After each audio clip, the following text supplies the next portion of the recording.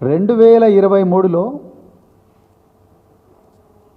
October 21 నాడు కాళేశ్వరం ప్రాజెక్టులో Medigadda బ్యారేజ్లో block number 7లో సాయంత్రం 6:30 పెద్ద పేలుల శబ్దం వినిపించింది.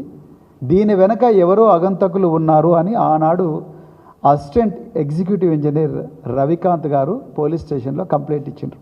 ఇది నేను ఇదే వేదికగా ఇంతకు ముందు కూడా నేను చెప్పిన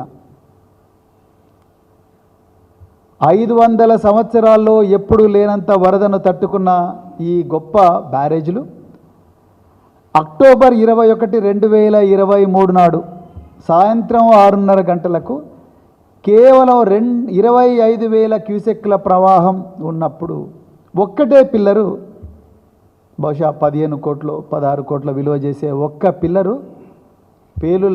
పేలులు చేస్తూ కుంగిపోయింది. దాని తర్వాత అక్టోబర్ 22 నాడు మహదేవ్పూర్ పోలీస్ స్టేషన్లో ఇదే రవికాంత్ అనే ఇంజనీరు ఒక కంప్లైంట్ ఇస్తాడు.